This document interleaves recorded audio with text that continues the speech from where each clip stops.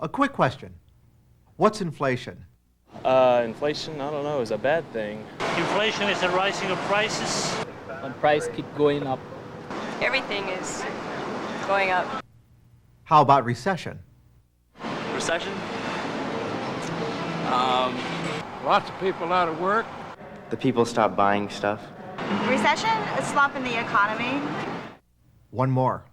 What's the Federal Reserve System? Federal Reserve System, that's something to do with the government. They're trying to control the amount of money that's out in the economy. They probably try to help stop inflation and stuff like that. That's exactly right. The Fed does lots of things, but its most important job is to try and keep the economy growing by fighting inflation. That means keeping prices stable. For example, say you buy a CD today for $14. Next year, the same CD costs $16. Maybe the group is more popular, or the metal in the disc is suddenly scarce. That's not uncommon. A single item can go up or down in price for many reasons. But what if the price of the CD jumped to $20 or $50? Not because of a change in supply or demand, but because all prices were going up. That's inflation. Now, if your income is going up just as fast, it's no big deal. But that isn't usually the case. More than that, inflation makes business and personal decisions extremely difficult. Companies can't plan for the future. They don't build new factories. They don't hire new workers. The entire economy is distorted. There are a lot of different causes of inflation, but one of the most important is too much money. Here's what I mean. Pardon my reach. We gave this high school class some money to spend, $2.50 each, and something to bid on, 3 dozen fresh bagels. 15, let's get 20. 25. 25, back there for 25, guy in the blue. Another one. Their goal, to buy as many bagels as possible. 25, 30. 35. She's hungry. A 35, you've got it. All right, what about this one? 10 cents, she said. 25 back there. 30 cents, the guy right here, 30 cents, he's got it. 50 cents, you got yourself a bagel for 50 cents. The average price of a bagel, 50 cents. Then we started over. But this time, each student had $5, twice as much as before. Okay, what about this one? It's tasty. He says 80, $1. The lady in front in the blue says $1. Yes, the lady with the whoopee-doo. All right, one more. $1. $1.10. $1 how much? $1.30. $1.40. $1.50. This must be a golden bagel. $2. This time, prices were twice as high. And as we kept increasing the money supply, the price of a bagel went out of sight. $5. Whoa, look at her. She's got $5 here. Can you catch it? Yes. Our example is simple, but it shows what can happen in real life. If there's more money around, prices go up. It's the old cliche, too much money chasing the same amount of goods. There were the same number of bagels, but more money. So prices were higher. Because many people and companies are hurt badly by inflation, governments aim for stable prices. Think of all the transactions going on every day, all the people buying and selling things. That's the overall economy. You might picture it as kind of a vehicle going down the road. All those millions of transactions require money. If there's not enough money, the whole system, the economy, may jerk along too slowly. But with the right amount of money, things run smoothly, and prices remain fairly stable. Okay, so how does the amount of money change? That's where the Federal Reserve System comes in. As the country's central bank, the Fed manages monetary policy, meaning it actually changes the size of the nation's money supply to meet a goal that sounds simple, a growing economy with stable prices. But it's not always easy to achieve. The best way to explain it is to look at how inflation works in the real world. Let's go back in time, way back to 1979. It's March 1979. Magic Johnson and Larry Bird meet in the finals of the NCAA basketball tournament. The latest fad? Pet rocks, which do absolutely nothing. Meanwhile, gas prices are climbing. So is the price of food and just about everything else. Everyone's talking about inflation. Even the comedians on Saturday Night Live. Inflation is our friend. For example, consider this. In the year 2000, if current trends continue, the average blue-collar annual wage in this country will be $568,000. But inflation is no joke. In one way or another, almost everyone is affected. I really hate it because you pay so much for so little. We've cut down on food. It's positively discouraging. This is NBC Nightly News. To most Americans, inflation is public enemy number one. Good evening. Prices in the United States during the first 3 months of 1979 went up at an annual rate of 13%. The question is, how long will this go on? Inflation running out of control. The answer? Probably for years. There's nothing in sight to stop it.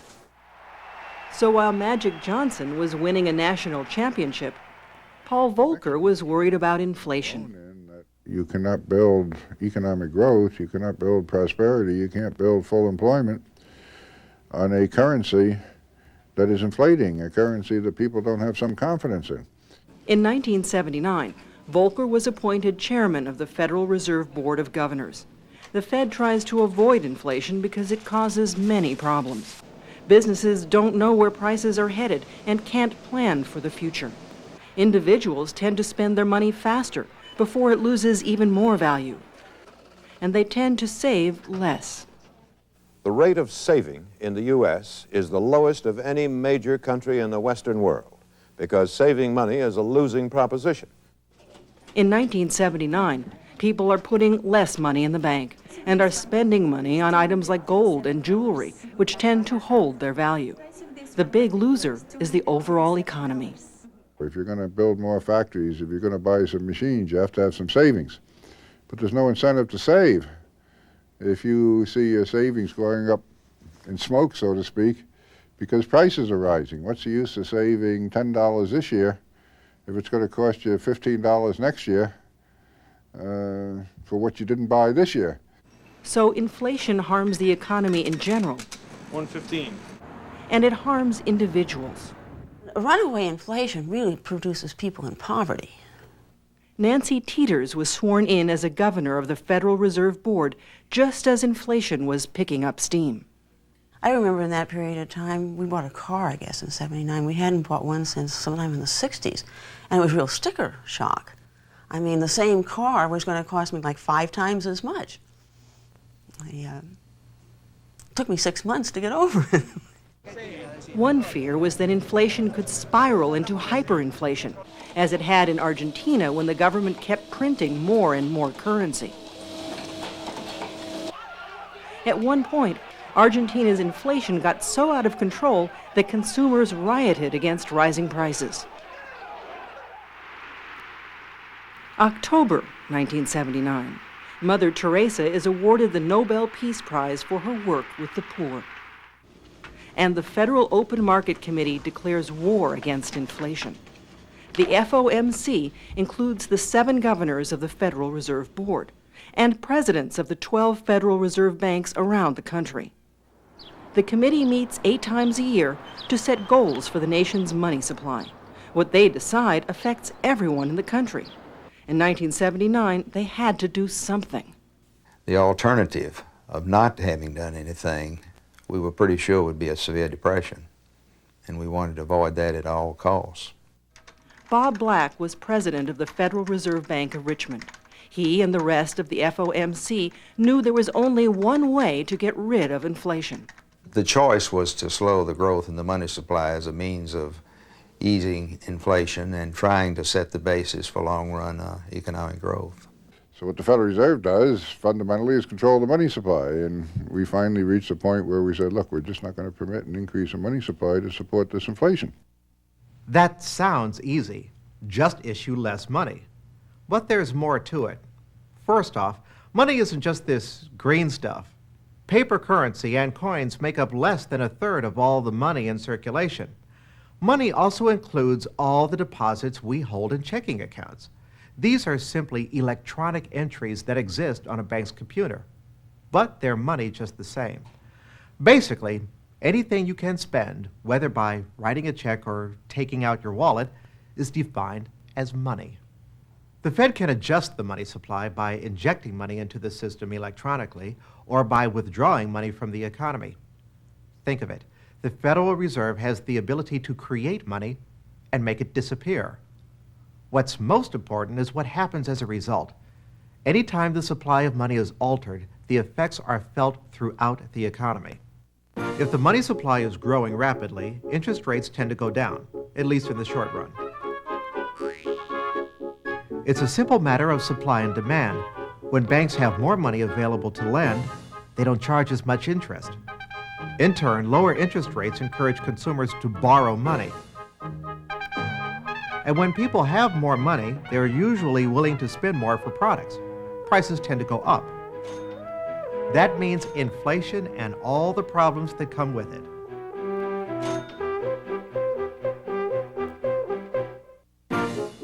Now look at the other side of it. When there's too little money around, the scarcity of money means people will have to pay more to borrow it. Interest rates tend to go up. Because borrowing is more expensive, consumers are less likely to take out loans. In general, people have fewer dollars to buy things with, and businesses can't raise their prices. Over time, inflation tends to slow down or stop altogether.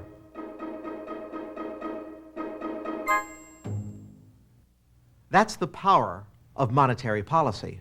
So when inflation gets out of hand, the Fed tries to slow the growth of the money supply. But as you saw, that can mean higher interest rates, at least in the short term. Which brings us back to our story. It's December 1980. There's the launching of a new cable channel. It's called Music Television, MTV. At the same time, the spaceship Voyager sends back pictures of the planet Saturn. Meanwhile, the U.S. economy is still in trouble. The prime lending rate went to 21.5% today. Before this week, it had never in American history been above 20. The new rate hurts the auto industries and housing industries especially. Most of their customers must borrow to buy. The Fed has restricted the growth of the money supply, and interest rates are rising rapidly. One effect, fewer people can afford to borrow money to buy a new car. You can't even buy an automobile now. Interest rates are so high on everything. The price of the car is bad enough, but the interest rate is ridiculous. High interest rates also mean fewer people can buy new homes. As a result, the housing industry is in the pits. And throughout the country, people are blaming the Federal Reserve. 30 years with my wife and 3 kids, and I gotta worry about what folk are gonna do. I want the Reserve Board to resign themselves. The Fed governors receive hundreds of 2x4s in the mail, a symbol of protest from the construction industry. Meanwhile, there's a demonstration outside the Federal Reserve building in Washington. The Fed, and especially Chairman Paul Volcker, are under attack. There was a cement company that used to put ads, full-page ads in the Wall Street Journal, skull and crossbones under my name or under my picture or whatever. And it kind of rankled a bit, but I do think there was a feeling in the country then that there was something of an emergency that had to be dealt with. It had to be dealt with by forceful action and a kind of common sense reaction that there'd be a little pain in the process. And that's what got you through. It's October 1982. The Space Shuttle Columbia takes off for an important mission. It will release a satellite into permanent orbit.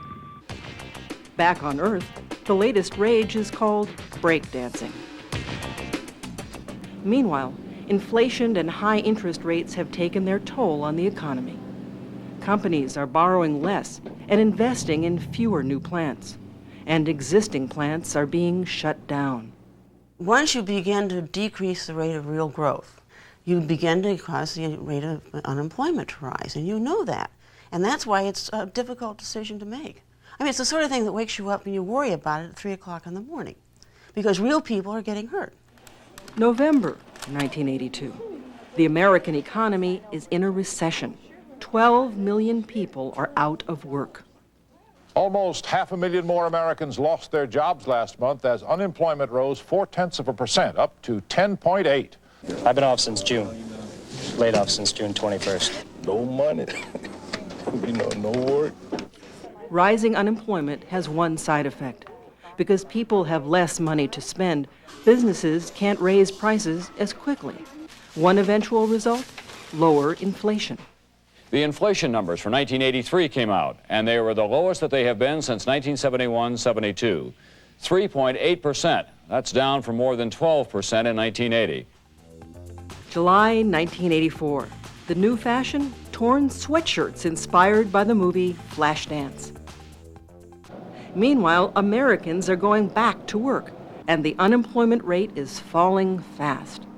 In May, the rate stood at 7.5%. Today, the June rate was announced, and it's a big drop to 7.1%. At the same time, inflation seems under control. Prices, which were going up at more than 13% a year, are rising at 4%.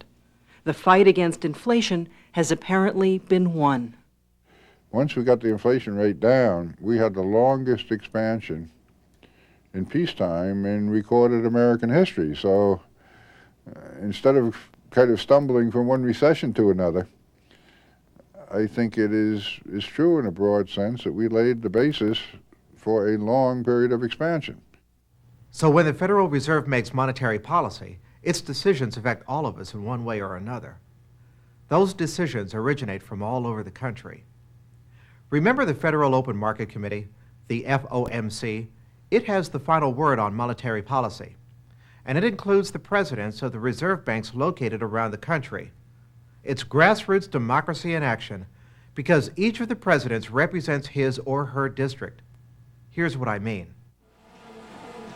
For Bob McTeer, this is how the day begins, with an hour of exercise to get ready for the work ahead.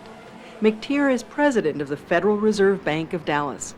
His district includes all of Texas and stretches east into Louisiana, west into New Mexico. It includes cities that reach to the sky, wide open spaces, and everything in between. This is home for nearly 20 million people. Their economic well-being is a priority of the Dallas Fed. We have our eyes open and our ears open, and we use all the information that we can get in making monetary policy. That information comes partly from a staff of economic researchers. Well, what about drilling activity in Texas, Monet? Drilling activity is down. They examine the local economy and report to Bob McTeer. Sure nice to have you here today. Thank you. But the president's job goes far beyond looking at numbers. It also requires getting out in the community, always listening to what people are saying about the regional economy. About 2 weeks ago, we've sensed a pickup. All the economists in the world and all the statistics in the world are no substitute for hands-on communication.